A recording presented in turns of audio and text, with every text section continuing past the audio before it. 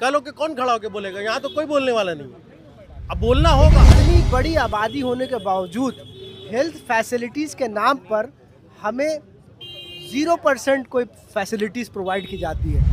देखिए, रात में अगर किसी को मान लो खुदा न खास्ता हार्ट अटैक आता है, तो यहाँ से तो नदियाल जैसा कि 4 किलोमीटर या 3 किलोमीटर में है, तो वहाँ पे कार्डियोलॉजी डिपार्टमेंट नहीं है। अगर यहाँ से वो जाने की कोशिश करते हैं एसएसकेएम, तो रास्ते में पूरा ट्रेलर्स, रात के वक्त पूरा ट्रेलर्स भरा रहता है, तो जाने के लिए उनको रास्ता नहीं मिलता। आखिरकार नतीजे में ये होता है कि उनको अपनी जान गंवानी पड़ती है। ये है कि तो टैक्स देते हैं ना, तो सरकार से तो इतना उम्मीद रख ही सकते हैं कि हमारी बात उन तक पहुँचे और वो हमारे मुतालबे को वो पूरा करें। जहाँ पर हमारे कंट्री की प्रेसिडेंट द्रौपदी मुर्मू आ सकती है, उस इलाके में एक हॉस्पिटल क्यों नहीं बन सकता है? कोलकाता के गार्डन रीच में इस वक्त हमारी मौजूदगी है। मैं यहाँ पर एक निजी काम से आया था, लेकिन कुछ नौजवानों को हम देख रहे थे कि टेबल लगाकर वो दस्तकी सिग्नेचर कैंपेनिंग कर रहे हैं।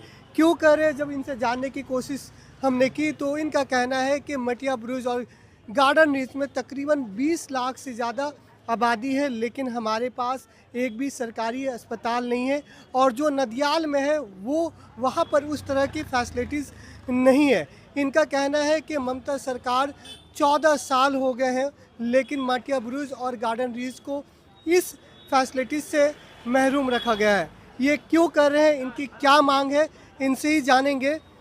आखिर ये आप लोगों को मतलब क्या मजबूरी रही कि सिग्नेचर कैंपेनिंग कर रहे हैं? आप जाकर नदियाल हॉस्पिटल देखेंगे, वहाँ पे जाने के बाद जब मरीज़ जाता है तो वहाँ पे या तो उसको ना ही साफ़ सुथरा उसको जगह मिलता है, ना ही बेड जो है उसको अनहाइजीनिक बेड मिलता है। वहाँ पे जाने के बाद ना तो आपको कार्डियोलॉजी की कोई मतलब फैसिलिटी है। वहाँ जाइएगा, अगर कोई जाता है, किसी का तबीयत बहुत ज़्यादा ख़राब है, ये भी नहीं पूछा जाता है कि ये इसको शुगर है कि नहीं है, इसका लिपिड प्रोफाइल कैसा है, इसका पीछे बैकग्राउंड क्या है, कि इसका कौन सा मेडिकल चल रहा है, ठीक है, जिसकी वजह से इसको नेगलेक्ट की वजह से बहुत सारे पेशेंट जो है मर जाते हैं। तो क्या लगता है, सरकार गार्डन रीच को और मटिया बुरुज के आवाम को सिर्फ वोट बैंक के लिए इस्तेमाल किया है? देखिए, जाहिर सी बात है, अभी तक तो यही देखा जा रहा है, क्योंकि जो आवाज़, जो काम गवर्नमेंट को करना चाहिए, उसके लिए हम लोग आज इस वजह से खड़े हुए हैं, क्योंकि हम लोग खुद यहाँ पे जितने भी लोग खड़े हैं, कोई ना कोई उनके पास स्टोरी होगा, या उनके फादर के साथ हुआ होगा, या उनके घर में कोई बच्चे के साथ हुआ होगा, या अगर कोई बच्चे को निमोनिया हो जाता है तो उसके लिए भी सही से फैसिलिटी नहीं है नदियाल में। तो जब बेटर फैसिलिटी के लिए आज नौजवान, आज जो हम लोग के साथ घर पे हुआ है, अगर हम लोग नहीं खड़े होके बोलेंगे तो कल होके कौन खड़ा होके बोलेगा? यहाँ तो कोई बोलने वाला नहीं है। अब बोलना होगा, हर एक घर के लोग, हर एक नौजवान, हर एक लोग को बोलना पड़ेगा। इसलिए आज हम लोग ये सिग्नेचर कैंप के through, garden reach piece movement के थ्रू हम लोग सिग्नेचर कैंप कर रहे हैं। आवाम सामने बैनर भी लगे हैं गार्डन रीच पीस मूवमेंट के। बैनर के तले ये नौजवान यहाँ पर जमा हुए हैं और लोगों से अपील कर रहे हैं कि ये जो सिग्नेचर कैंपेनिंग है ये आपके लिए है, क्योंकि बेटर हेल्थ ट्रीटमेंट अगर यहाँ पर फैसिलिटीज़ अवेलेबल नहीं होंगे तो आने वाले दिनों में लोगों की इसी तरह से बगैर इलाज की मौत हो जाएगी। मैं ये रास्ता दिखाऊंगा कि ये जो दाहिनी तरफ आपको मैं दिखा रहा हूँ, ये नदियाल हॉस्पिटल की तरफ जाता है। अगर यहाँ के लोग बीमार होते हैं तो 4 किलोमीटर सफ़र करने के बाद वो अस्पताल पहुँचेंगे, लेकिन वहाँ पर वो फैसिलिटीज़ नहीं है। और ये बाएं तरफ एसएसकेएम की तरफ जाता है, ये भी तकरीबन 6 किलोमीटर से ज़्यादा के रास्ते हैं, और रास्ते में ट्रैफिक जाम या कोई बड़ा हादसा आए दिन यहाँ पर पेश आता है। कोई हॉस्पिटल नहीं है जो उन्हें इलाज मिल सके, यानी दरमियानी रास्ते में उनकी मौत हो सकती है, ऐसा मैं कह सकता हूँ। और यहाँ के आवाम का यही मांग है कि सरकार की तरफ से गार्डन रीच और मटिया बुरुज के आवाम पर ध्यान देना होगा। सिर्फ वोट बैंक की राजनीति नहीं चलेगी। कुछ और नौजवान से हम बात करेंगे। देखिए, गार्डन रीच पीस मूवमेंट जो हमारी तंजीम है, इसका एक इतिहास रहा है। हम लोग हमेशा जमहूरी तरीके से फंडामेंटल राइट्स का मुतालबा करते हैं। गार्डन रीच इलाका एक घनी आबादी वाला इलाका है, लेकिन इतनी बड़ी आबादी होने के बावजूद हेल्थ फैसिलिटीज़ के नाम पर हमें 0% कोई फैसिलिटीज़ प्रोवाइड की जाती है, जो कि बहुत ही अलमनाक और दर्दनाक बात है। देखिए, आज हम लोग सड़क पे उतरने के लिए इसलिए मजबूर हुए क्योंकि देखिए, आज से 10 साल पहले हम लोगों ने एक मुहिम की शुरुआत की थी। जो सिक लाइन, जो पोर्ट इलाका में हर वक्त 24 घंटे जाम रहता था, वहाँ रोज़ाना एक्सीडेंट्स होते थे, सड़क का हाल बहुत ख़राब था। तो हम लोग उसी मुद्दे को लेकर हमारी इस तंजीम की बुनियाद डाली गई थी। अल्हम्दुलिल्लाह 2 साल के अंदर हम लोगों ने उस प्रॉब्लम को पूरी तरीके से सॉल्व किया। उसके बाद 8 साल, आज 10 साल के बाद फिर आज हमें इसी कच्ची सड़क से अपने दूसरे बड़ी मुहिम, वैसे तो बीच में बहुत सारी हम लोगों ने अल्हम्दुलिल्लाह लॉकडाउन के वक्त में बहुत सारा काम किया। उसके अलावा हर साल हमारा एजुकेशनल प्रोग्राम होता रहता है, लेकिन ये एहतजाजी मूवमेंट हमें हालत मजबूरी 10 साल के बाद फिर से शुरू इसलिए करना पड़ रहा है क्योंकि हमारे लोग जो है यहाँ से SSKM और मेडिकल जाते वक्त रास्ते में मारे जा रहे हैं। देखिए, रात में अगर किसी को मान लो खुदा न खास्ता हार्ट अटैक आता है तो यहाँ से तो नदियाल जैसा कि 4 किलोमीटर या 3 किलोमीटर में है, तो वहाँ पे कार्डियोलॉजी डिपार्टमेंट नहीं है। अगर यहाँ से वो जाने की कोशिश करते हैं SSKM, तो रास्ते में पूरा ट्रेलर्स, रात के वक्त पूरा ट्रेलर्स भरा रहता है, तो जाने के लिए उनको रास्ता नहीं मिलता। आखिरकार नतीजे में ये होता है कि उनको अपनी जान गंवानी पड़ती है।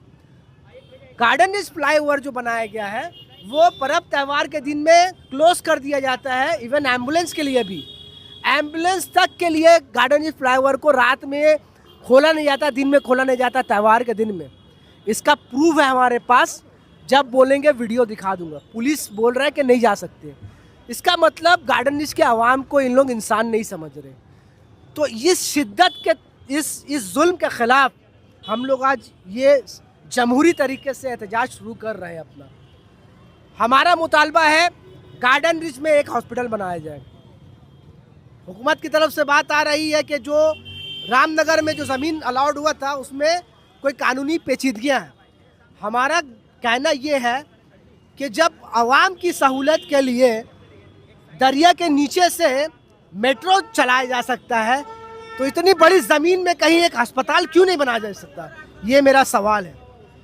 ये दूसरा सवाल है कि जो नदियाल हॉस्पिटल, जहाँ पे इलाज के नाम पे सिर्फ एक खंडर बिल्डिंग है, जहाँ पे 2 इलाज होता है बस, डायरिया और डिलीवरी केसेस।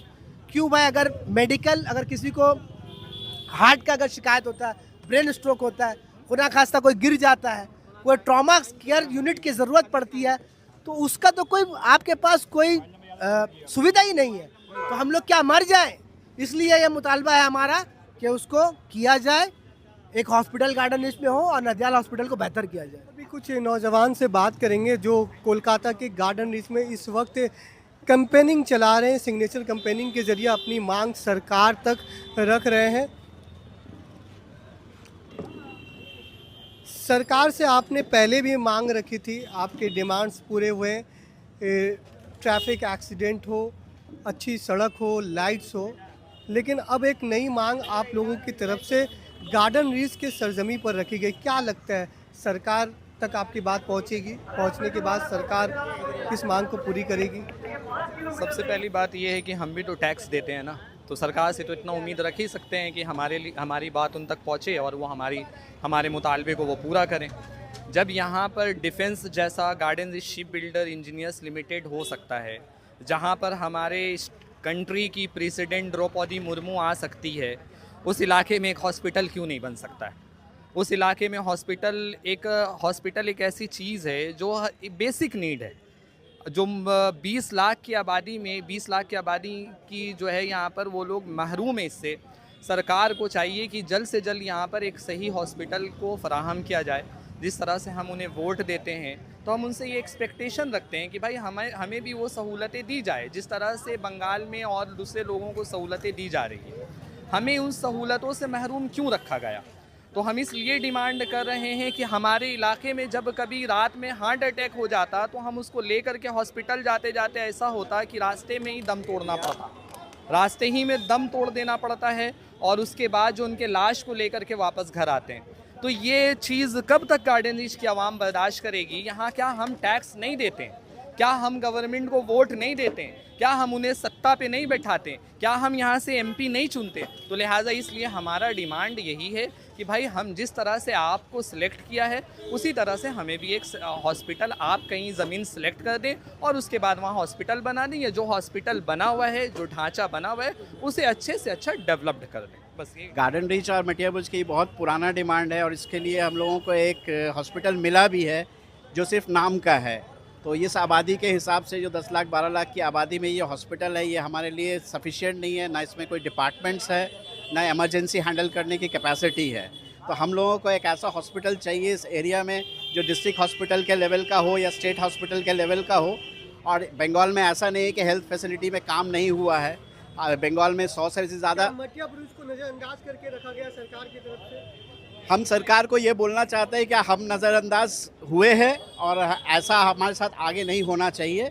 हमारे पास सारा इंफ्रास्ट्रक्चर है इसको करने के लिए, हमारे पास जिगर है करने के लिए। हम लोगों को सरकार का सपोर्ट चाहिए और ये होना ही है। इसको विदिन 1-2 साल के अंदर हमारे पास इसका पूरा ब्लूप्रिंट हमारे सामने आ जाना चाहिए।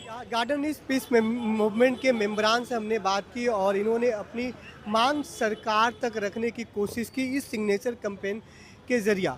अब देखना है कि आने वाले दिनों में सरकार के कानों तक ये खबर, इनके मांग उन तक पहुंचती है या मुसलसल इनकी तरफ से इसी तरह से प्रदर्शन का सिलसिला जारी रहेगा। हालांकि ये जो तंजीम है, इनका दावा है कि हमारी तंजीम नॉन पॉलिटिकल है, इसमें किसी भी पॉलिटिकल पार्टीज़ का इंटरफेयर नहीं है और यही वजह है कि हमारी मांग पिछले 10 वर्षों से कई ऐसे इश्यूज़ पे हमने की, सरकार ने हमारी मांग को तस्लीम की। अब देखना है कि इनकी एक नई मांग जो गार्डन रीच और मटिया ब्रुज के अवाम बरसों से कर रहे हैं, क्योंकि यहाँ पर एक भी सरकारी अस्पताल नहीं है। हालांकि 40 से ज़्यादा सरकारी स्कूल आपको मिल जाएंगे, गार्डन रीच से बिल्डर्स मिल जाएंगे जहाँ जहाज़ तैयार होता है, लेकिन अस्पताल नहीं है। जो एक इंसान अगर बीमार होता है उसके लिए ज़रूरत एक अस्पताल की होती है, बेहतर डॉक्टर की होती है, बेहतर इंफ्रास्ट्रक्चर की होती है। वो यहाँ के आवाम को बरसों से नहीं मिली है। वो लेफ्ट की ज़माने की बात करे या ममता सरकार की बात करे। अब देखना है कि आने वाले दिनों में इनकी मांग को सरकार पूरी करती है या नहीं। हमारे इस वीडियो को अगर आप फेसबुक और यूट्यूब पर देख रहे हैं तो हमारे पेज को लाइक करें, वीडियो को ज़्यादा से ज़्यादा शेयर करें।